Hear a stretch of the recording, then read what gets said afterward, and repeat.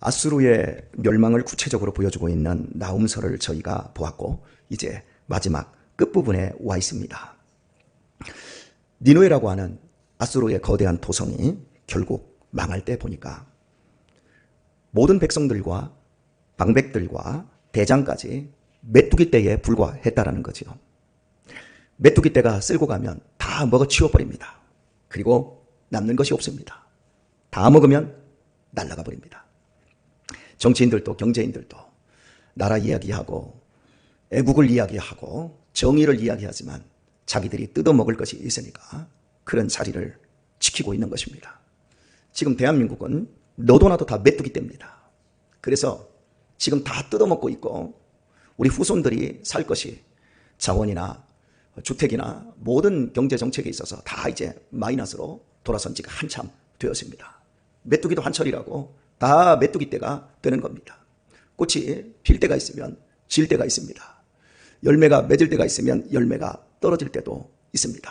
아수르는 500년 이상 세계 최강으로 군림을 했지만 메뚜기 때에 불과했습니다. 정직하게 하나님의 원리대로 부를 일군 것이 아니라 힘을 길러서 다른 약한 민족들의 것들을 빼앗아다가 자기들만 누리는 메뚜기 떼였기 때문에 하나님의 대적이 되고 말았습니다. 오늘 우리의 부와 우리의 건강과 우리의 지식이 하나님을 대적하게 되어지면 하나님의 힘을 심판을 당해낼 어떤 것도 없습니다. 아수르가 마지막에 메뚜기 떼와 같은 모습으로 피폐해지고 있는 장면을 어제 우리가 살펴보았더랬습니다. 오늘은 18절 딱 한 절 말씀만을 생각을 해보려고 합니다. 아수르 왕이여 말합니다.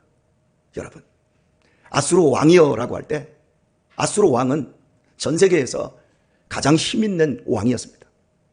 아수르 왕이 되는 것 그 자체로 이 세상에 지존이 되는 것과 같습니다. 그런데 이 아수르 왕이 얼마나 비참하게 되었는가. 네 목자가 자고 네 귀족은 누워 쉬며 네 백성은 산들에 흩어지나 그들을 모을 사람이 없도다 말하고 있습니다. 네 목자가 잔다라고 하는 이 표현은 아수르 왕의 위에는 아무도 없어요. 세계 최강의 사람입니다. 지존자입니다. 그런데 그 사람에게 목자가 있다는 거예요. 그 목자는 누구겠습니까? 아수르라고 하는 나라가 섬기고 있는 신입니다. 이 신, 구체적으로 말하면 이 신을 섬기는 제사장, 고대시대로 갈수록 제사장들의 위치가 상당히 컸습니다. 그 힘이 과했습니다. 그러다 보니까 왕들도 자기들의 신에게 제사를 드릴 때만큼은 제사장들에게 꼼짝할 수가 없었습니다. 이런 제사장이 잔다라는 표현은 그 신들이 죽었다라는 표현이에요. 신들이 죽었고 제사장이 죽었다라는 표현이에요. 그리고 귀족은 누워 쉬며, 여러분 귀족들은 절대 누워서 쉬지 않습니다. 이들이 누워 쉰다라고 하는 표현은 우리 그러잖아요. 모든 수고를 다 끝내고 죽은 사람을 향해서 이제 쉰다, 누워 쉰다. 아수르 왕을 보필하던 목자와 같은 세력들, 귀족들이 모두 죽어서, 아니 살았으나 아무 힘도 쓰지 못하는 거예요. 누워서는 사람이 힘을 쓰지 못합니다. 사람의 힘은 허리에서 나옵니다. 허리를 빳빳이 세우고 힘을 쓸 때에만 그 사람의 가치가 있는 거예요. 귀족들이 힘이 하나도 없어요. 아수르 왕이여 라고 불렀어요. 그래놓고 네 목자가 지금 자고 있다. 네 귀족은 누워서 쉬고 있다. 다 병들은 거예요. 다 죽어 있는 거예요. 아무도 아수르 왕을 돕거나 조언을 해줄 사람이 없는 이 상태. 그리고 네 백성은 산들에 흩어지나 그들을 모을 사람이 없도다. 아수르 왕은 대도시에 살고 있습니다. 니느웨라고 하는 강력한 성읍에 살고 있습니다. 이 성읍이 강력하려면 사람들이 모여들어야 돼요. 근데 사람들이, 아수르의 백성들이 다 떠나가고 있어요. 아무도 그 사람들을 다시 모을 수가 없어요. 왜요? 왕에게 실망했고 더 이상 백성들이 왕을 의지하지 않게 되었으니까요. 왜 아수르가 이렇게 되었는가? 그것은 간단합니다. 하나님을 적으로 삼았기 때문이었습니다. 이 세상에 있는 모든 권력, 힘, 돈, 지식, 그 모든 것은 하나님이 우리에게 잠깐 빌려준 것입니다. 500년 동안 전 세계를 지배했던 아수르의 부귀 영화, 그들의 힘, 그들의 지식, 그들의 능력, 하나님이 잠깐 그들에게 빌려주신 겁니다. 특별히 아수르나 바벨론을 이사야나 예레미야가 이런 식으로 표현합니다. 하나님이 이스라엘을 정신 차리게 하시려고 몽둥이와 채찍으로 쓰셨다. 하나님이 아수르에게 부귀영화와 부강을 주신 이유는 이스라엘을 가끔씩 잘 때려서 그들을 정신 바짝 차리도록, 그래서 하나님을 잃어버리지 않게 그런 도구로 하나님이 쓰신 거고, 그러니까 아수르가 가지고 있는 모든 부귀영화는 하나님의 손에서 나온 거고 하나님이 빌려주신 거예요. 그거 갚아야 돼요. 다시 돌려줘야 돼요. 그런데 아수르는 그 힘과 지식과 능력을 자신들이 만들었다고 생각했고 그것을 가지고 온갖 나쁜 짓만 하는 거예요. 더 나쁜 짓만 한 거예요. 결국에는 하나님이 때가 되어서 내가 가져가야 되겠다라고 하니까 아수르의 목자들도 귀족들도 그리고 백성들도 다 죽어버리고 흩어지게 되는 이 결과가 나오더라는 거지요. 교우 여러분, 우리에게 있어서 제일 중요한 건 생명입니다. 생명이 어디서 왔지요? 하나님 아버지로부터 왔어요. 생명할 때 저는 글자를 생각하면 기가 막히다는 생각을 해요. 특별히 한자는 제2의 성경이라고 할 만큼 한자 하나하나를 살펴볼 때 성경 이야기를 하고 있는 것이 참 많아요. 생명이라고 하는 단어를 한자로 살펴보면 날생에 목숨명자지요. 목숨명자는 동시에 명할 명자로 함께 씁니다. 생명, 생의 명령을 받은 거예요. 살라는 명령을 받은 것이 생명입니다. 명한 존재가 있다는 거예요. 그 존재가 누구냐? 하나님이라는 거예요. 어제 제 동기 한 사람이 죽었습니다. 부고 소식을 접했습니다. 여러분, 살고 죽는 건 평균 수명이 100살이라고 해도 100살에 다 죽는 게 아니에요. 좋은 것 먹고 운동 열심히 하고 몸 관리 잘하면 100세까지 사라지는 게 아니에요. 물론 그게 소용없다라는 이야기가 아닙니다. 근본적으로 우리의 생명을 붙잡고 계신 분은 하나님이십니다. 하나님으로부터 우리에게 생명이 온 거예요. 저희 교회가 개척하고 나서 한 5년 정도 무렵에 평택의 좀 큰 교회에 안수 집사님이 계신데 우리가 체육대회를 했잖아요. 체육대회 때 유난히 다른 교회에 안수 집사님이신데 운동을 굉장히 잘하시더라고요. 아이고 저 사람 몸 관리 참 잘했다.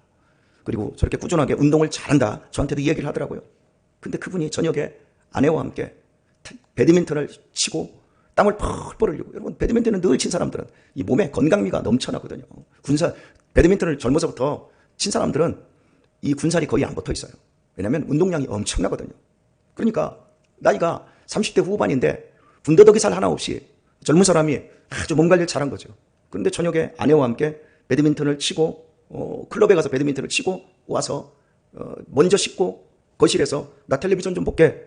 그리고 텔레비전 보고 있고 아내가 뒤늦게 씻고, 그런데 텔레비전을 보고 있으니까 여보 나 먼저 잘게 하고서는 부인이 들어갔어요. 그리고 다음날 새벽녘이 되어서 이 새벽 예배 갈 시간에 계속해서 지금까지 텔레비전을 보고 거실에 있으니까 이 부인이 깜짝 놀래가지고 나와가지고 여보 왜 그러고 잤어? 아무 대답이 없는 거예요. 그 밤사이에 심장마비로 가버린 거예요.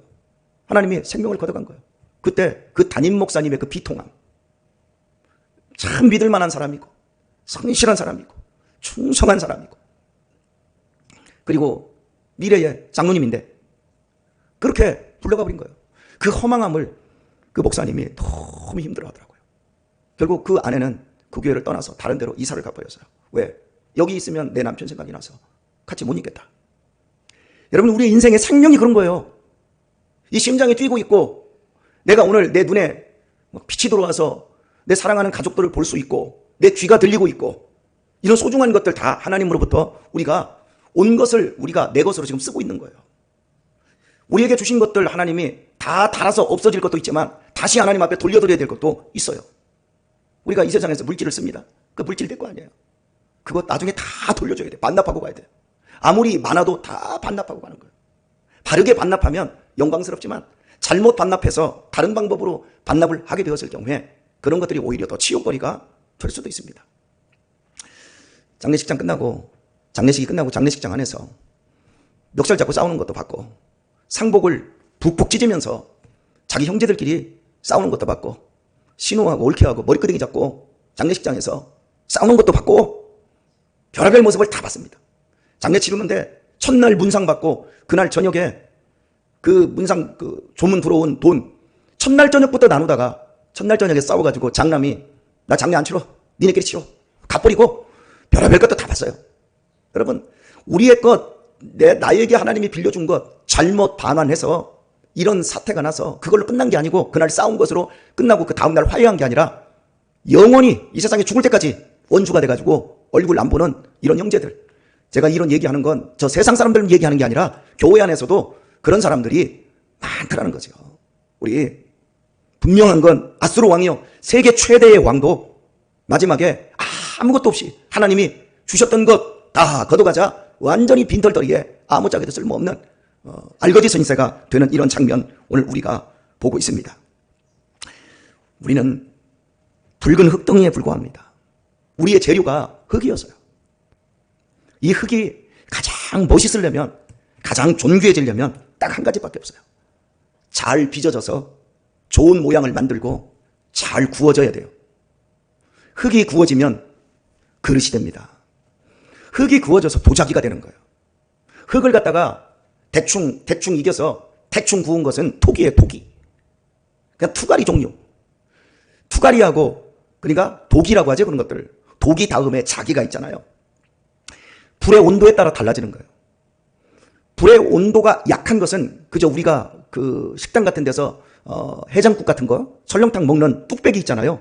뚝배기가 되는 거고 고려 청자같이 이조 자기처럼 그냥 하나에 수십억 수백억짜리 이런 그릇들은 훨씬 뜨거운 불에서 구워져야 유약을 발라서 구워내야 거기가 반짝거리고 그것이 보물이 될 수 있는 거예요. 이 땅에서 흙된 우리의 몸뚱이 아무리 권력과 돈 가지고 치장을 해봤자 흙 위에 그냥 입힌 거예요. 나중에 하나님이 빌려줬던 거 싹 걷어가 버리면 그냥 먼지처럼 더럽고 추잡한 모습 그것밖에 안 남는 게 인생이에요. 그러나 이 세상에서 하나님의 말씀과 성령의 능력을 통해서 고난의 세월로 연단을 받을 때 그 세월을 이겨낸 사람들은 이 땅에서 기가 막힌 작품이 되는 거예요. 저는 마지막에 늙고 죽어가는 사람들을 많이 보았습니다. 그리고 앞으로도 볼 거예요. 여러분 젊은 날 돈 많고 좋은 대학 나왔고 군수를 지내고 뭐를 했어도 마지막에 보면 그냥 기저귀 차고 오줌 싸고 똥 싸는 냄새나는 노인밖에 안 되더라고요. 그런데 기가 막힌 작품이 된 사람들이 있어요. 비록 냄새나는 몸을 어쩔 수는 없겠지만 그 사람이 살아온 인생의 결과가 너무 존귀하고 너무 아름다운 이런 모습들을 보게 되어져요. 우리 나중에 지금 갖고 있는 이 몸의 기운 다 지금 조금씩 빠지고 있어요. 오늘도 여러분의 몸에서 기운이 빠질 거예요. 오늘도 주름이 더 들고 여러분의 세포가 많이 죽고 좋은 세포들이 죽고 오늘 다 그런 과정에 있습니다. 다 빼앗기는 과정에 있어요. 하지만 우리의 속사람은 마지막에 작품으로 남아야 합니다. 이 몸뚱이는 다 썩고 이 몸뚱이는 분명히 거의 대부분 다 불처질러질 거예요. 그때 우리의 속사람, 우리가 가야 할 천국이 있는 천국에 갈 속사람만큼은 작품이 되어 있어야 돼요. 비루하고 우리의 속사람도 겉사람처럼 보잘것없고 형편없는 속사람이 아니라 속사람만큼은 아름답고 단단하고 깨질 수 없고 빛이 나고 향기 나는 그런 아름다운 작품으로 우리의 속사람이 건재해야 합니다. 그러려면 우리의 삶에 있어서 인생의 목적과 목표를 바르게 정해야 되고 내가 인생의 목표가 죽기 전까지 돈 걱정 없이 건강이 허락이 되고 외롭지 않는 것 그것만 인생의 목적이 되어서는 안 돼요. 그거보다 더 큰 목적을 가지고 인생을 살아야 돼요. 이 세상에서 한평생 잘 먹고 잘 놀고 잘 쉬고 잘 누리는 것 그것이 인생의 복이 아니라 내가 내 속사람 이 다 흙이 되어버릴 텐데 나중에 겉사람이 확 벗겨져서 아수르 왕처럼 다 확 벗겨졌을 때 그때 드러날 이 실제 나의 속사람 그 속사람의 모습이 하나님이 절대 빼앗길 수 없는 절대 버릴 수 없는 작품으로 만들어져야 하는 거예요. 그래서 우리는 이 세상에서 믿지 않는 사람과 다를 것이 없는 삶을 삽니다. 그러나 내가 지어가고 있는 내 인생의 집, 이 속사람의 집을 어디에다 지었는지를 성경이 예수님이 특별히 우리에게 말을 합니다. 세상 사람들은 모래 위에다가 집을 짓는 거예요. 그러나 우리는 반석 위에 집을 짓습니다. 예수 그리스도라는 반석, 예수 그리스도 교회라고 하는 그 반석 위에, 페트라 위에 우리의 집을 짓는 거예요. 비가 나고 창수가 나고 비가 내리고 땅이 흔들릴 때, 터가 움직일 때, 그때 예수 그리스도 위에 순종으로 지은 삶의 집은, 우리의 속사람은 그때 보석으로 드러난다는 사실입니다. 많은 사람들이 인생의 집을 아름답게 지키를 원하고 자기의 인생이 헛되지 않기를 원해요. 그러려면 오늘 헛되이 살면 안 됩니다. 오늘 인생을 바르게 살지 않고는 내 인생이, 미래가 절대 아름답거나 바르게 되지 않습니다. 우리 아이들과 삶을 살아가면서 저는 우리 아이들에게 참 많은 이야기도 해주지만 몸으로 살아가는 삶을 많이 가르쳐주고 있습니다. 어제도 비가 많이 내리잖아요. 비 내리는데 여러분, 밖에 나가서 땀을 흘리면서 운동을 하면 옷이 다 젖어요. 요즘은 그냥 나가기만 하면 막 땀이 줄줄 흘려서 다 젖어요. 비로 젖으나 땀으로 젖으나 젖는 것은 똑같아요. 제가 우리 애들을 비가 오나 눈이 오나 뭐 우산을 들고라도 밖에 나가고 이런 식으로 했더니 우리 애들은 아무리 더워도 아버지 밥 먹으면 나가지요? 당연하지. 손교원 갔다가 오면서 하는 말, 아버지 비 오는데 그래도 우리는 나가는 거죠? 그럼 어떤 상황에서도 우리가 가야 할 인생의 길, 내가 해야 될 일이 있으면 하는 것, 핑계할 게 없다라는 거예요. 우리 애들이 이제 입이 쑥 들어간 게 뭐냐면, 어린 시절부터 말만 하면 나 형 때문에 성질나, 나 쟤 때문에, 아우 씨, 모두 다 누구 때문에 이 얘기를 애들이 하더라고요. 그런데 너 형 때문에 속상하지? 네. 근데 형 때문이 아니라 결국 속이 상하고 안 상하고는 네가 결정하는 거야. 아, 나 애 때문에 죽겠어요. 난 우리 애 때문에 죽겠어요. 아니, 당신이 그렇게 결정하는 거야. 부모가 그렇게 결정하는 거야. 자기가 견딜 수가 없으니까. 엄밀히 말하면 우리의 인생에서 그 어떤 것도 누구 때문이 아니에요. 저는 우리 애들, 성품들 대단한 놈들이에요. 우리 애들 치고받고 싸우면요, 정말 무섭게 싸워요. 남자아이들 쉬운 애들 하나도 없어요. 그런데 그만큼 이제 스트레스가 많겠죠. 하지만 저는 우리 아이들 때문에 제가 스트레스를 제 것으로 가져오고 내가 니들 때문에 열받는다 하지 않아요. 내가 열은 내가 내는 거예요. 열을 안 낼 수도 있어요. 왜? 내 속사람과 겉사람은 다르거든요. 하나님이 붙여주신 거예요. 너 이 아들들을 통해서 너 좀 사람 좀 돼봐라. 너 뜨겁게 연단 좀 한번 받아봐라. 예, 저는 우리 아들들을 통해서 연단이 안 됐으면 제가 겉으로는 친절하게 애들한테 했겠지만 속으로는 참 부모들이 애를 어떻게 저따위로 키워서 교회 와서 저렇게 애들이 막 뛰어다니고 막 저러지? 아마 판단하고 이랬을 거예요. 그런데 제 속에서 이게 싹 들어가 버렸어요. 우리 애들 키우면서 아, 애들이 다 달렸구나. 기질적으로 망아지 같은 애도 있구나. 여러분, 하나님이 저를 만들기 위해서, 우리 각자를 만들기 위해서 우리의 주변에 이런 백성도 붙여주시고 이런 귀족도 붙여주시고 이런 목자도 붙여주시는 거예요. 그런데 우리는 그걸 다 핑계로 가져가 버려요.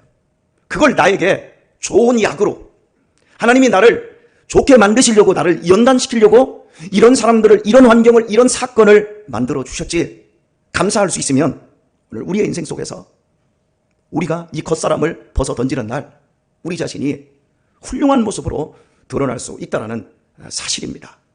하나님으로부터 모든 게 왔어요. 내 인생에 그 어떤 것도 하나님이 관여하거나 하나님이 그 나를 놔두는 게 없어요. 다 하나님의 허락 속에서 되어지고 있는 일이지요. 저는 우리 아들들이 복덩이라고 생각이 되어져요.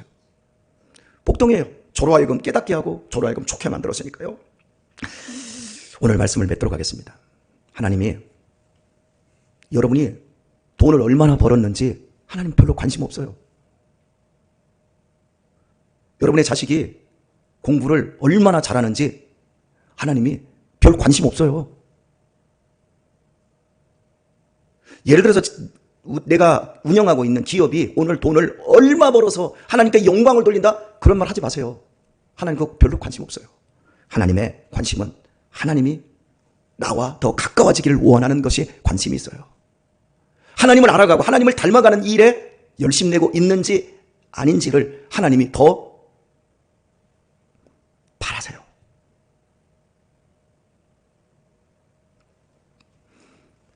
하나님이 관심 없는 거에 여러분 관심 쓰지 마세요. 하나님이 관심 가진 것에 여러분의 마음을 두시고 하나님과 더 가까워지시기를 축복합니다. 애벌레가 꿈틀꿈틀 겨다닙니다. 그 애벌레에서 나비도 나오고 그 애벌레에서 벌도 나오고 그 애벌레에서 온갖 것들이 날아다니는 것들이 다 나오거든요. 근데 여러분, 애벌레가 직접 나비가 되고 벌이 되는 경우는 단 하나도 없어요. 애벌레가 나비가 되려면 반드시 번데기가 돼야 돼요. 다 굳어지고 다 없어져야 돼요. 애벌레 그 자체를 버려야 돼요. 오늘 우리가 이 세상에서 저 천국을 우리의 삶 속에 담아내고 영원한 생명들을 위해서 우리의 남은 시간을 살아내려고 한다면 우리가 이 땅에서 번데기가 되는 것밖에 없는 거예요. 제한되고 굳어집니다. 그러나 거기에서 우리의 속사람이 드러나는 거예요. 살아온 날들이 버거웠던 우리 사랑하는 성도 여러분, 남은 인생도 버거울 것입니다. 하나님은 여러분을 번데기로 만들어내실 것입니다. 번데기처럼 여러분을 옥죄일 것입니다. 그러나 마지막 날 훨훨 날아서 천상으로 올라가는 나비처럼 결코 여러분을 이 세상에서 그냥 투가리같이 만들지 않으시고 최고의 작품인 도자기를 만들어내는 그런 과정으로 하나님이 여러분을 쓰십니다. 마지막 날 모든 것이 벗겨지는 그날에 후회 없는 한평생 멋진 믿음의 사람으로 하나님이 원하시는 작품으로 만들어져서 드러나는 우리 성도님들 다 되시기를 예수님의 이름으로 축원합니다.